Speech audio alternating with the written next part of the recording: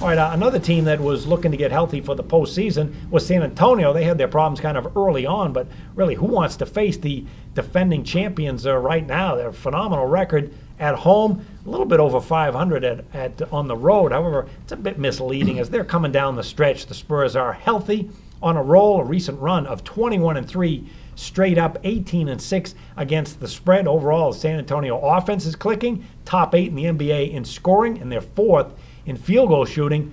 Plus the defense is there too. They're 11th in field goal shooting defense. They're number 3 in points allowed. So they really have it all going. Playing on 1 day of rest, the Spurs are 35-19 against the spread. You got a team, Jeff, with depth and flexibility. I'm wondering, did they pace themselves out of necessity because of the injuries, or did they have the championship hangover early on? Well, every year Greg Popovich paces them. Last year, he held guys out and gave them rest, and at the end of the season they were on top of their game. The year before that, he made a big mistake by resting his players against the Miami Heat on a Thursday night, if you remember that game. That may have cost them the home court advantage in the game in the NBA Finals. But other than that, he does the same thing every year. He rests them. He gets them going at the end of the year. And then he goes in the playoffs when they're playing, better than they have all season. That's same thing this year. So the first round they'll probably play Dallas, and that probably shouldn't be a problem. Mavericks are a pretty average team this year. They've covered 5 of the last 7 road games. They're a great road team, as you said. They're 35-19 on 1 day's rest. They've won 9 in a row as we speak, and so it could be, it'll probably come down to Spurs and Warriors in the Western Conference Finals, and that should be a great series. But I'll still give the edge to the Warriors the way they're playing. But you can never discount the Spurs for obvious reasons, Jim. Yeah, that's right. And we mentioned how good their defense has been. Keep in mind, on 1 day of rest, San Antonio right now 7-2 run under the total. And the season matchup with Golden State has been fascinating. What stands out is that the home team is a perfect 3-0. That's something to keep in mind if these teams meet in the playoffs. And the first meeting was at Golden State in November, and it really wasn't close. A 113-100 Warrior win, and then the rematch in February, same thing. Golden State won easily, 110-99, and that was at home. However, the most recent meeting in April was at San Antonio, 107-92. San Antonio blew them out. Golden State had a 12-game winning streak coming into that game. So we mentioned 2 teams here, or 2 winning streaks that Golden State has had of 16-12, and they were ended by 2 of the top teams here, San Antonio and Memphis. And San Antonio has dominated Golden State in the Alamo Dome. Golden State hasn't won there since February 14th of 1997, if you can believe that. And that's something that's going to come up. You'll hear a lot in the playoffs, too. A fascinating matchup if those 2 teams meet. Got to believe it's going to be more defensive-oriented and looking for games under the total, because those defenses underrated but exceptional for both teams. All right, let's move on to another team in the Western Conference. You got the Houston Rockets. Here's a team that has a very good record, both home and away, for Coach Kevin McHale. A year ago, they had some defensive troubles. They are still not a great defensive team, but they actually have improved significantly on defense. This season, they're 13th in the NBA in field goal shooting defense, but it's the offense that really carries the Rockets. Top 5 in the NBA in scoring most of the season.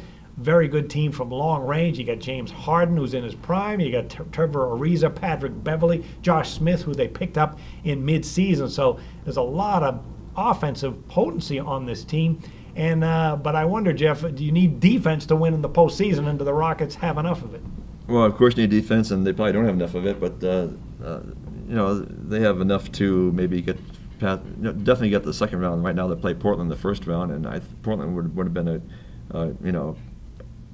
a force in the playoffs, but they lost Wesley Matthews, and that's pretty much that was a devastating loss. And I think it's going to be a big difference here at this point. The Rockets 21-6 against the spread following a loss, 13-4 on 1 day of rest against the spread, 20-7 against the spread following a loss. So they have some good numbers here, especially with as far as making money and against the spread. And as long as you have James Harden, anything can happen. But the last year they lost in 6 games to Portland. And this year, I would say they'll be favored against Portland, but I don't know if they'll get past the second round here, John. I just don't think they have enough, especially when compared to the Spurs and the Warriors and the other teams. They're probably I would say they'll make it to the second round. That's it, John. Yeah, I would concur with that because a couple of things to keep in mind with Houston. They do play their best at home, and I'm talking about covering numbers, 17-7 against the spread in their home games, and their offense really clicks in a couple of situations. First of all, after a loss, very good bounce-back team, 20-7 over the total following a straight-up loss, and when they failed to cover the spread, 27-12 over the total. They also play some defense at home, 14-3 under the total at home against a team with a winning record. However, here's the things that don't bode very well for this Houston team.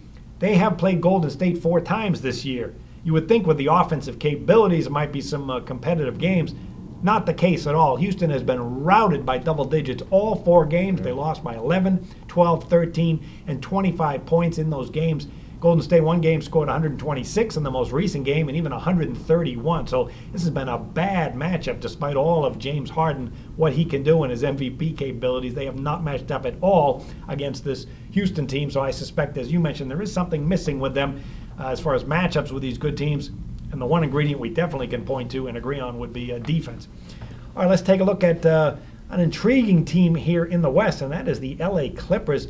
Kind of a fascinating team. When Blake Griffin had the surgery last month, they actually dropped to 19-1 in Vegas, which caught my eye because they have so much talent and were expected to be one of the top teams in the NBA. And yet now you get Blake Griffin back and contributing and playing well. It's a team that has not had any kind of offensive problems all season. The Clippers, number 2 in the NBA in scoring, number 2 in field goal shooting from the field. And their defense is very good, too. 11th in the NBA in field goal shooting defense. Blake Griffin, only 26 years old. Chris Paul, 29. There's your great 1-2 punch. But it's not just those guys. This team has great role players. It's got a great coach. So, Jeff, is this team capable of getting to the NBA Finals with their talent? Probably not. It's the same thing with the Clippers every year. During the season, they have this great offense, exciting. They're a high-scoring team. Then when they get to the playoffs, and there's more half-court offense and more physical play and tighter defense, then they have problems. And I thought that might change last year with Doc Rivers, but it didn't change much last year. But that would be the whole thing I have to worry about with the Clippers here, because I don't see much difference this year than the last few years, even with a different coach. And also they're terrible at free throw shooting, 28th in the league. That could be a factor too. So the Clippers, let's see who they play in the first round. Memphis. That should be a great series. That's going to be a big test of what I just said. And, the Grizzlies are that great defensive team, physical play, and wasn't a couple years ago they went to 7 games. Grizzlies beat them in 7 games, I think. Yeah, they beat the Clippers in 6 games in 2013. So this should be a great series. That could go 7 games too. And I wouldn't be surprised if the Grizzlies upset them there if Memphis can get healthy, because of the same thing I just mentioned. The Clippers, when they get the playoffs, they have to play that. Go against these tight defensive teams, physical play, half-court offenses. They seem to have problems, so that would be the one thing I would look for there in the first round there, John. Well, I can look for the winner of that series, Memphis against the Clippers, to potentially be a surprise team to get to the NBA Finals. I like this Clipper team for a lot of reasons, for the balance. Well, a couple things that stand out. One is their defense is better than a lot of people expect. When the Clippers are playing on one day of rest, they're 31-15 and 2 under the total. Doc Rivers historically is a guy who can give some of the players a time off early in the season and be more lax on defense. But as the season goes along, especially when the playoffs come, he demands more defense. And we're seeing that again from the Clippers, particularly at home. They're on a current 8-2 run under the total at home. I can see that continuing into the postseason. When I look at the matchups, the 4 matchups they've had with Golden State, it's kind of a mixed bag. 1-3 record they have against the Warriors, not very impressive. However, it's a bit misleading too, because the last 2 meetings, one game was 106-98 at Golden State, an 8-point Warrior win, but Blake Griffin didn't play that game. That was one of the games where he was in surgery and out, and he is back now. And the most recent game was a thriller, 110-106. LA Clippers are at home. They had a 17-point lead at one point, had a lead late in the game too, but the Golden State defense was just terrific down the stretch. 28-18 fourth quarter, they came back and won the game. And when you look at it, Blake Griffin had 40 points, so he was unstoppable in the front court. But the difference was the bench, which we didn't talk a lot about with Golden State, but that is a huge ingredient they have. And against the Clippers, that game, the bench outscored the Clippers 34-12 for Golden State. Mm-hmm. The one aspect about the Clippers that I don't like is what you mentioned, 28th in the NBA in free throw shooting, A lot of these playoff games are so close. If you got a team that clanks at the free throw line or can't, it kills you against the spread if you're, around that point. But it also can kill you in close games with wins. So I like all the talent they have. I love Chris Paul. I saw him at a game out here in Vegas. It was a preseason game with the Clippers. He was absolutely dazzling, and it was a preseason game. I couldn't take my eyes off how he would get other players involved and control the tempo of the game. He's just a terrific all-around player. But the free throw and some of their matchup problems they've had with Golden State will be an underdog. They do. That would be an interesting team.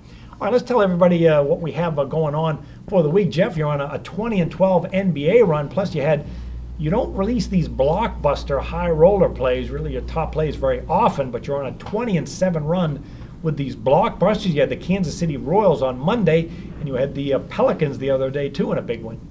Yeah, Pelicans over the Suns on Friday was a blockbuster. Royals on Monday over the Twins, and everything's going well here with the NBA and baseball. You're going to get, I'll give you a month of NBA and baseball for only $29. Just call FSS at 1-866-575-8916. Get a month of NBA, baseball, and $29. All the five-star players. 1-866-575-8916. Also go to jimfeist.com every day and get NBA and baseball. All right, and Jim Feist certainly enjoyed the weekend 14-5 run with all sports, 4-1 with his high-end baseball steam releases, plus those NBA games of the year, 23-9-1. You can get Jim's baseball, NHL playoffs, and NBA plays all at jimfeist.com, or if you want to check out the special, just call the number on your screen. All right, that'll do it for this week's edition of the NBA version of Proline. We'll be back next week. Also, check out some college football previews we're going to have up available. Good luck with the games, everyone, and we'll see you next week.